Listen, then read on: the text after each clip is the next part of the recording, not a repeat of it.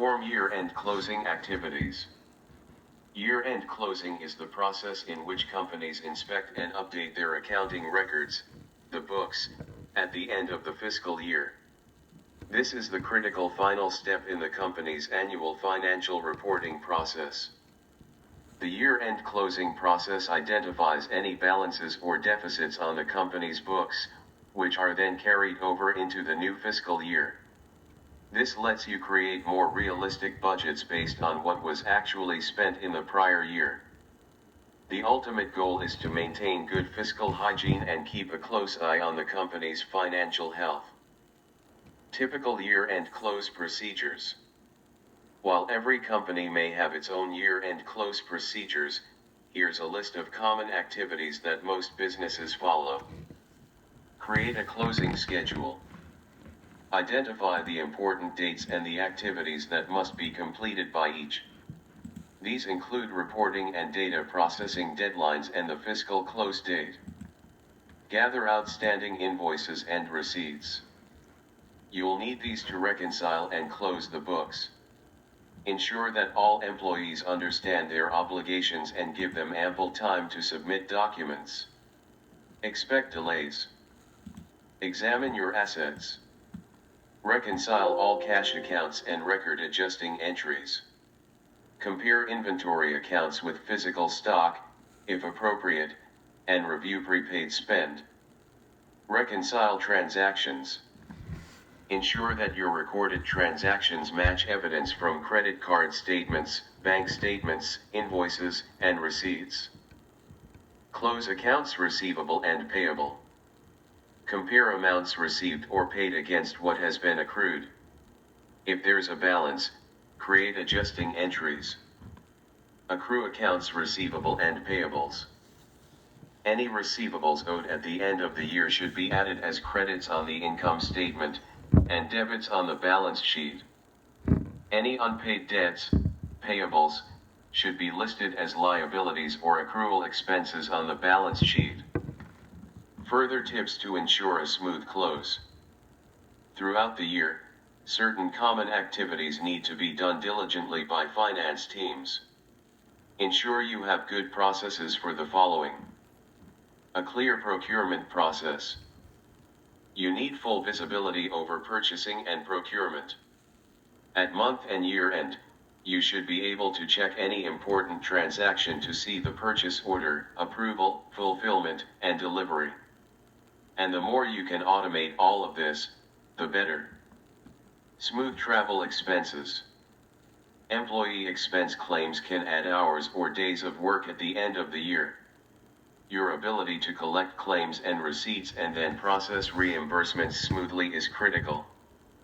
Integrated accounting systems. With modern technology, there's no good reason for many data entry.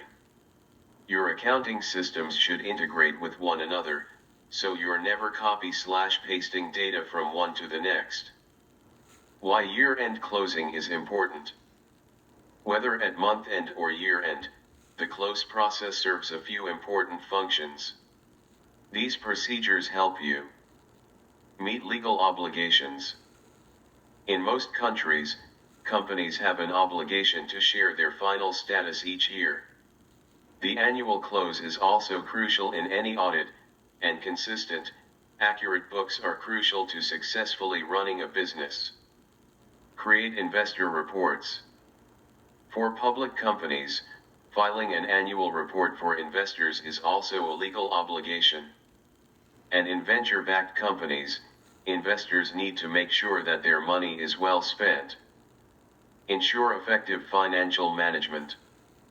Regularly examining the company's books and eliminating errors as you go reduces the chances of major issues down the line. Like checking a car's tires and wheel alignment, the closing process gives you regular opportunities to make sure that the company is set up well for the future. The key annual financial statements. Public companies are obliged to provide an annual report to shareholders. This must give an accurate account of the company's state, based in part on a few key financial statements. As part of the closing process, Finance teams typically prepare 3 documents. Annual balance sheet. This shows the company's assets, losses, or liabilities, and shareholder equity as of the current fiscal year. Profit and loss, P&L, statement. The P&L statement, also called the income statement, sets out the funds coming into or going out of the business during the year, typically broken down into categories. This shows the company's overall profitability, and investors use it to assess the ability to impact profitability over time. Cash flow statement. This shows the amount of cash entering and leaving the business, excluding any future or unrealized amounts, credits. It gives the company's cash position at the end of the year, a quick way to see your financial health. Together, these 3 statements form the financial basis of your annual report. Key accounting terms. A few phrases or terms related to the financial close process. Fiscal year. The fiscal year is the 12-month period measured in the year-end close period. This often isn't a regular calendar year, and may instead be determined by the date when the company was registered. Unlike the tax year, which is a fixed date set by the government, a company's fiscal year may be chosen by its founders. Fiscal year-end closing produces a summary of the company's financial situation for this fiscal year, and not necessarily the calendar year. Closing date. The closing date is the final date for closing the books, the last day of the fiscal year. All revenue and expenditure created on or before this date belongs in the prior year, while any after this date is listed in the next fiscal year. Similar to tax filings, companies will often require 1 or 2 months following the closing date to complete the year-end close process and account for any activities that took place up until this date. Accounting period. The accounting period is simply the time period for which you're closing the books. For the year-end close will usually by the fiscal year. For a month-end close, it will be the previous month. Trial balance. A trial balance is similar to the balance sheet, but limited to a specific period of time, usually a month, quarter, or year. It sets out the different ledger accounts with either debit or credit amounts remaining. The amount of credit balance remaining should equal the debit balance, indicating balanced books. Accounts payable. This is the money owed by your company to suppliers. Like any debt, accounts payable is a liability needs to be paid at some point. Thus it needs to be listed as a debt or liability in balance sheet accounts. Accounts receivable.